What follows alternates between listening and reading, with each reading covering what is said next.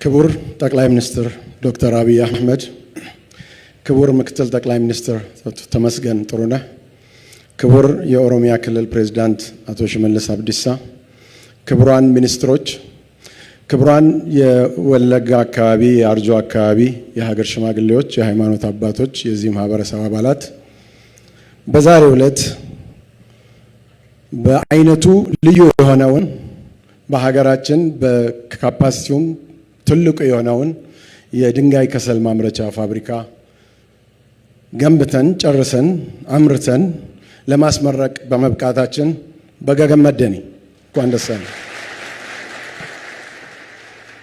ክቡር ጠቅላይ ሚኒስትር፣ እርስዎ ወደ ስልጣን ከመጡ በኋላ ኢትዮጵያ ውስጥ ኢንቨስት የሚያደርጉ ባለሀብቶች ካገኙ ትልቅ ትሩፋቶች መካከል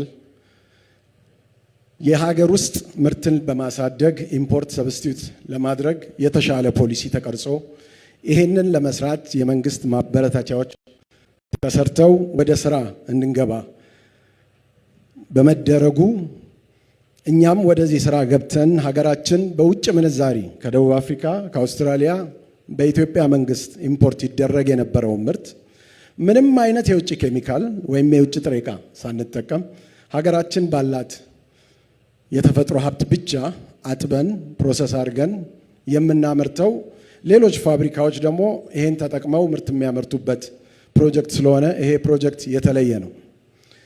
የኛ ፋብሪካ ቤኔፊሺየሽን ፕላንት የሚሉት ነው። አገሪቱ ውስጥ ከዚህ በፊት ከተመረቁትም የተለየ ነው። በሰዓት 200 ቶን ማምረት ይችላል። ከዛ በተለየ ግን በአመራረት ጥራቱ ልዩ ያደርገዋል። እኛ ይሄን ፋብሪካ ስንገዛ የዚህ አካባቢን የካማሺን ሮ አለት ቱርክ ልከን አስጠንተን ዲዛይን አስደርገን የመጣ ነው። በዚህም መሰረት ገና የኮል አለቱ እንደመጣ ራሱ ሰፐሬት የሚያደርገው ግሬድ የሚያደርግበት ሲስተም አለው። ከዛ ባለፈ ደግሞ ዴንሲቲ ሰፓሬተር በሚባል ጥራት ያለውን ለብቻ ለይቶ ፕሮሰስ ያደርጋል፣ ጥራት የሌለውን ለብቻ ያደርጋል። በዚህ ጥራት መለኪያ መሰረት የድንጋይ ከሰል ግዢ ሲከናወን ከሚፈለጉት ፓራሜተሮች ትልቁ ካሎሪ ቫልዩ የሚባለው ነው። ብዙ ጊዜ ከደቡብ አፍሪካ ይመጣ የነበረውን ዳታ አይተነዋል። 5300 5400 ነው። ይሄ ፋብሪካ ከ6600 ድረስ ካሎሪ ቫልዩ ያለው የድንጋይ ከሰል ያመርታል። ሌሎች በጣም በደቃቅ የምናመርታቸው እነዚህ ሃይ ኳሊቲ ከሰሎች ደግሞ ለእንደ ወረቀት ፋብሪካ አይነት ለቦይለሮች የሚያገለግሉ ሆነዋል። ለትልልቆቹ የሲሚንቶ ፋብሪካዎች ለደርባ፣ ለለሚ ማቅረብ ጀምረናል። ለሀበሻ በሁሉ ነገር ተስማምተን ኮንትራት ፊርማ ቀርቶናል፣ እናደርጋለን። እነዚህ ማለት አገሪቱ ውስጥ ካሉት ከ4 እና 5 ትልልቅ ሲሚንቶ ፋብሪካዎች ለ3ቱ ተደራሽ ሆነናል ማለት ነው። ስለዚህ ይህ ፋብሪካ የውጭ ምንዛሪ በማስገኘት ረገድ ጥራት ያለው ምርት በማድረግ የተረካቢዎቹ የሲሚንቶ ፋብሪካዎችን የቦይለር የፋብሪካ ህይወት ከማስረዘም ረገድ ትልቅ አስተዋጽኦ አለው።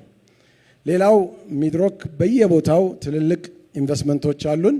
ነገር ግን በዚህ በወለጋ አካባቢ ምንም አልነበርንም። በቅርቡ ከክቡር ኦቦ ሽመልስ አብዲሳ ጠያቂነት በቡኖ በደሌ አካባቢ ለሚለማው ሻሂ ልማት በጋራ የምንሰራቸው ፕሮጀክት ቀርጸን እየሰራን ነው። ይሄ በር ከፍቶ ያስገባን ፕሮጀክት ነው። ይህንን ተከትለን ሌሎች ፕሮጀክቶች ቀርጸን እየገባን የሀገራችንን ኢንቨስትመንት ለማሳደግ በዚህ አጋጣሚ ቃል እገባለሁ።